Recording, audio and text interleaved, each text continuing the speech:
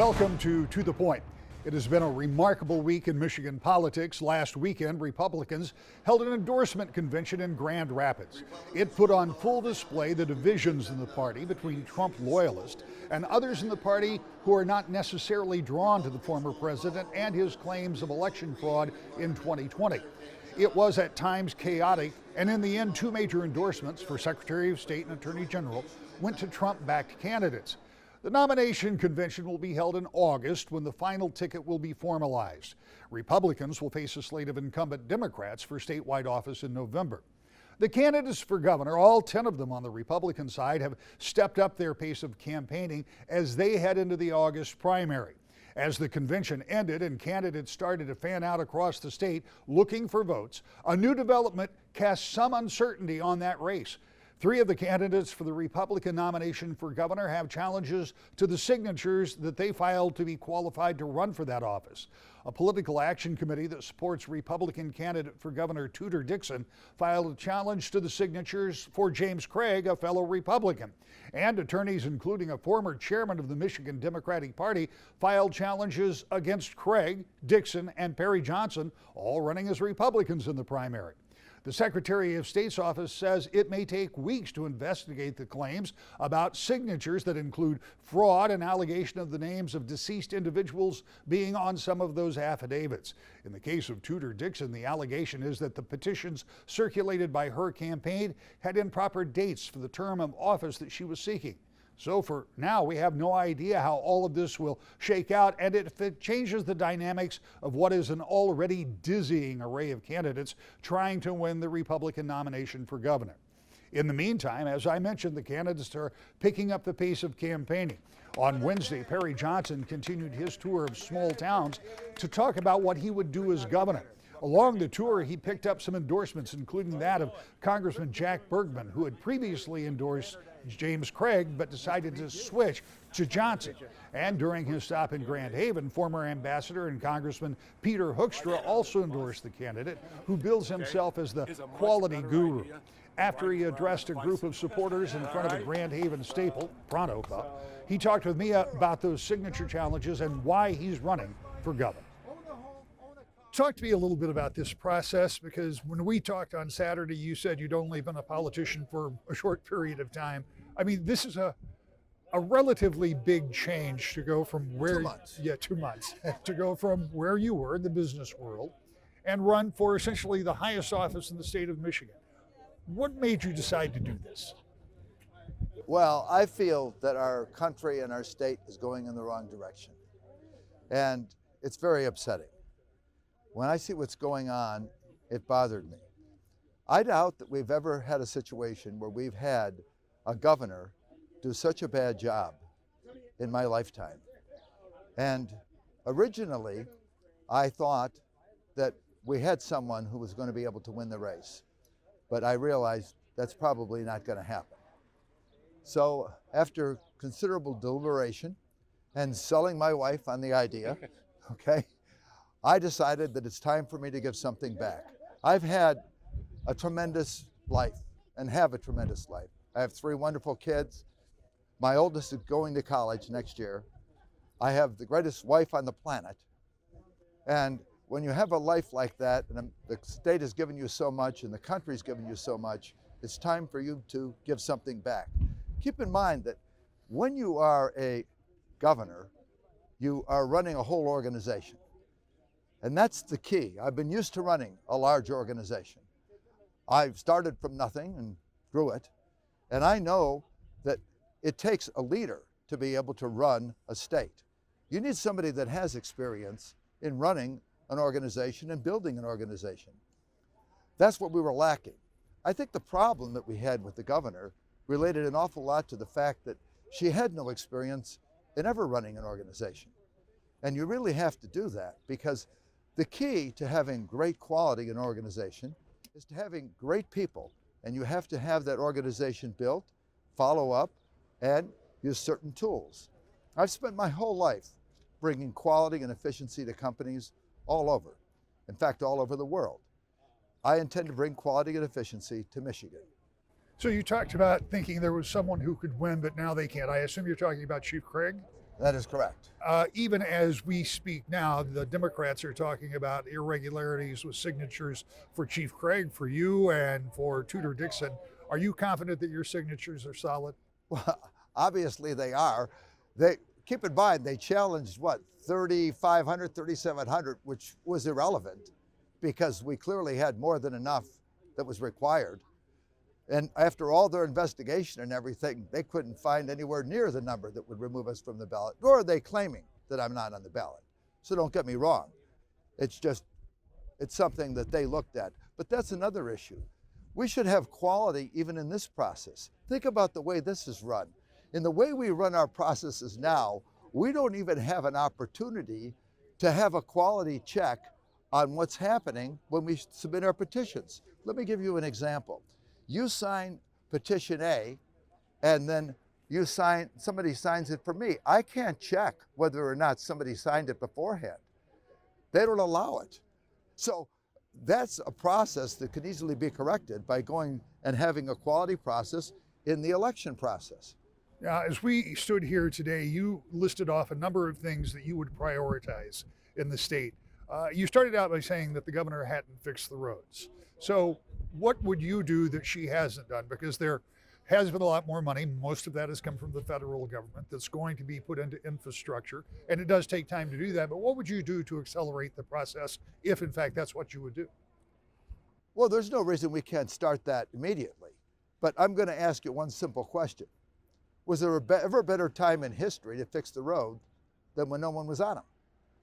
I mean, not only did she not start fixing the roads in 2019, when we had a situation where nobody was on the roads, we had the perfect opportunity to have people outside working, and the overall cost of getting this done would have been 35% less. Now we have to try to fix the roads with the shortage of labor, the shortage of all the materials we need, and the people around the roads, and the inflation. So we did it in the most inefficient manner possible. Think about government. Very interesting. Government has their power based on the amount of money they have in their budget. So they like to have a bigger budget every year, right? You run a business, you have to have more money coming in than going out. So the best way to solve that problem is to make sure that you have a private enterprise running the operation, trying to become efficient. Now I have a couple of boys, 13 years old. They get an allowance. One of them spends way too much money. In fairness, no matter what I do, I can't stop him from spending too much. You know how I solve the problem? I cut his allowance. I just reduced it. That's what I would do in government. In Michigan, why don't we have a goal to constantly reduce our taxes? Instead of constantly spending more, as we have a little bit of inflation, we keep the budgets the same and have a goal so that in the end, we get this tax rate down to zero. If we get, for example, a 0% income tax rate, we can attract so many companies to Michigan. Look at what's happened to the country, to the individual states that have reduced the income tax down to zero. We have to be in a position where we reduce the expenditure of government by becoming more efficient, not doing things that are nutty. Give you an example. We have $8.5 billion that went out to the wrong people in unemployment. We had $2.5 billion go out in wrong payments for Medicaid. We have to pay attention to the money that's being spent. And you need a businessman to do that. I know that if you are running a household, you're paying some attention to the amount of money going out. You're not going to wake up one day and buy a car without paying attention to how much you paid. You're going to have an idea of what you're spending. I'm not sure we do that in the state of Michigan. We'll wrap this up because I know you're on this tour today and we'll have more opportunities to talk. But one of the other areas you talked about was education and the lack of performance, particularly for the younger grades. And you say it's even worse in high school. What do you do about that? Because that's the workforce of tomorrow. You pointed out a moment ago that we are already lacking a workforce. So how do you get a trained, skilled workforce and get education to help backfill that? Well, there's several elements involved. I'm going to start number one. I have to have the parents play a huge role. When the parents come to the school board and they have ideas, let's listen to them. We also have to have a situation where people have a right to choose where their kids go to school. Don't you think that if I want my child to go to a charter school, they should be able to go to a charter school? If I want my child to be able to have the transportation to go to a charter school, shouldn't we have a way of offsetting those costs? I need to be in a position where the parents have this involvement in the schooling and in the education process as much as possible, not as little as possible. I want them to have a role of what's being taught. I want to have a whole system whereby the main goal is to do the best possible for each and every child. Because in the end, nothing is more important in this entire state than our children. Let's keep in mind that they are our future. Understand that in this state, we have so many universities also. For example, in the Metro Detroit area, we have 550,000 students thereabouts. Almost 40% of them are going to leave this state if we look at history. Let's grant a path where we keep them in the state, because we have an overall wealth of knowledge right there. And nothing is more valuable than the people in the state. We're one of the only states that loses population. You know, in the last 10 years, there are only a handful of states that lost population. Michigan was one of them. And we have this spectacular state. We have a state, look at this. Does it get any more wonderful than this? I mean, we have more water than anybody else, more fresh water anywhere. We have a mecca here. I'm over here wondering at the beauty of our state. I have friends that come from Florida. They say we have the greatest summers in the world, and who can deny it? So let's have people once again flock to Michigan. But to do it, we have to have an economic climate that's great. We have to have a school system that's great.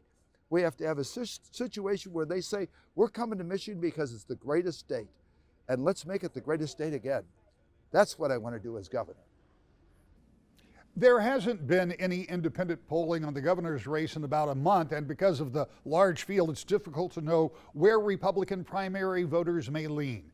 Last week at the endorsement convention, clearly the sentiment was with Trump-backed candidates, but as of yet, the former president has not endorsed in the governor's race, though a number of candidates are clearly vying for the nod from Trump. Also unclear is what Republican primary voters think about such an endorsement. Is there sentiment along the lines of last week's delegates to the convention, or are there Republican voters that are ready to move on from the Trump era? Those are the questions that may only be answered when the ballots are counted after the August 2nd primary. But between now and then, here at your local election headquarters, we'll do everything we can to bring you as much information as possible to help you make an informed decision, including a special event in mid-June that we'll talk more about in the coming weeks. Up next, the state's agriculture director makes a stop in an area that is decidedly not rural, but has everything to do with agriculture and food supply and availability. That's next. To the Point. Welcome back to the Point. Gary McDowell is a farmer from the UP, a former state representative, and currently the director of the Michigan Department of Agriculture and Rural Development. The department oversees all things that involve food production and availability, including a concern highlighted during the pandemic of food insecurity. On Wednesday, he visited the Southeast Market in Grand Rapids to see firsthand how a local business is bringing availability and affordability to food right in their own neighborhood. Mr. Director, you and I was just listening in as you had a conversation about this pretty remarkable outcropping of things like food deserts, food insecurities, this collaborative, collective effort to have healthy food accessible to people who may not have access to transportation and other issues. Tell me, as somebody who is very familiar with trying to get good, nutritious food to everybody in the state, your take on this market. The pandemic really shined a spotlight on food insecurity, not just in Michigan, but of course all over. But I'm Governor Whitmer, Chief formed a council on food insecurity and look for solutions for this. And this is one of the things that came up. Community, working in your own community, growing your food locally, and making sure that it was available to people in the community who normally would have a hard time, difficult time. And this right here, this is just a great example of community. These two young women of color coming together, and their passion for their community came up with this store, this whole concept of how to get food to everybody in their community. Food insecurity is solvable. And with other things, with our food banks, with how they stepped up during the pandemic, and working together like that, cooperating together, we can do some great things. And this is just a wonderful example of people who love their community and love the people in it and are willing to actually do something about it. As a director and as a former state legislator, how do you maintain the momentum? Because as you pointed out, the pandemic really highlighted food insecurity, because that's a phrase that as a political reporter, I don't really remember using before the pandemic came about. And as we move further away from that, what can the state do to continue to support places like this? I know you have this council, but is it possible to help even maybe find seed money to get these kind of consortiums so the next time there is an issue, whether it's a pandemic or some kind of an economic downturn, this resource is in place? Yes, one of these things that when people see the example, what's going on in their community, because there is a lot of food insecurity, a lot of us don't really realize it. And Governor Whitmer, in her budget going forward, she has $30 million for development, ag development. And so much of it is, and right now we are doing this as a department, but at too small of a scale. And we can really ramp that up. And I really hope that the legislators will see the value of this also, because this is an opportunity right now in this country. And we have resources. We can do these things now that can change this country, the state, for generations. If we spend it wisely, and what could be more important than providing nutritious, healthy food at cost that people can afford? And that's one of the most critical things that government can do. And we have an opportunity now here to do that. And I sure hope that we can come together in state government, because the communities are coming together. They just need some help to get up and get started. You're talking to these two young ladies here. I just get excited about this, because I just entrepreneurism and what dreams and what we can do, and now they got the energy and they got the talent and they got the resources if we help them to make that happen. Kind of a dual pronged question. I'm going to start with the impact on maybe even someplace like this or food pantries at the grocery store. Everybody is feeling the inflationary pressure of the end product. And so for someplace like this, when you have people who have limited incomes, that becomes, again, another impediment, another hurdle. And I know that the administration has made more money available to people who are using EBT and other type of things like that to get their food. How concerned, though, are you, because this would appear as an outsider looking in, that it's not going to subside, and that the increase in production is already going to be baked into products that are going to be harvested months from now? Yeah, in the short term, we're going to need help. In the long term, this is what we need to do. We need to continue to help small enterprises like this who are going to serve their communities directly. But yeah, it's going to be a little while. I mean, we're going through a very tough period right now, coming out of the pandemic, and then this war over in Ukraine has just put added pressure, especially on our ag sector. We're just 28% of the world's wheat comes out of those two countries. And that's not going to be there for a while. It might be a long time. So we're going to have to make some adjustments. But Michigan and farmers everywhere are so innovative. And so we find ways to get things done. And we've got a big challenge here.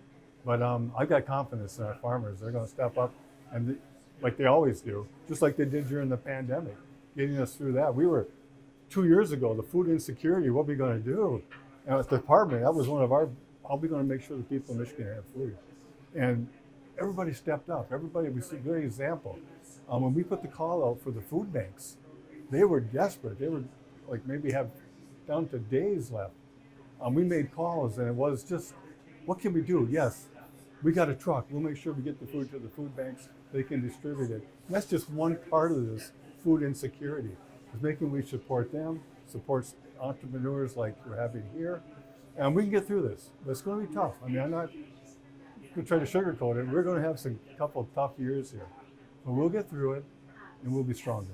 In addition to being the director of the Department of Agriculture, you have the advantage or disadvantage of also being a farmer yourself. I was talking to someone you know well, Senator Roger Victory, who also is a farmer here in West Michigan.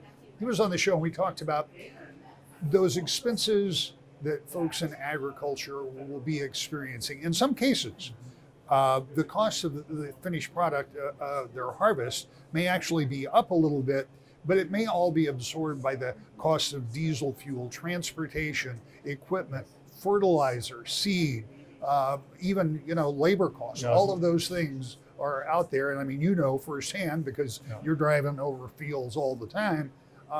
How much does it concern you that farmers are going to be squeezed at the same time consumers have higher prices? Yeah, absolutely. Farmers have always been squeezed, so it's like another challenge.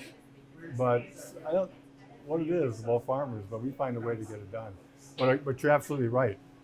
Cost of fertilizer has doubled, sometimes tripled, and sometimes it's not even available right now for farmers. Every cost going up, so your fuel costs going up. Labor is hard for everybody, but especially because we're seasonal and it's really hard to find it. And another thing that like Senator Victory and the governor are working together on is for farm innovation. Right now there's money in the budget to look at, we can always looking at a way to do things better, to do things less labor, less cost, and higher production. And you look how the farm community has changed continually. Less farmers are putting out substantially more food with less environmental impact too. So we're going to continue to work on that, and I just have faith that we're going to get through it. I really do. We'll be right back to the point. With the coming election, there's a lot of uncertainty about who may win in their particular election. But one thing we know for sure is some members of our congressional delegation will not be returning in January. We'll explore that next week. To the point.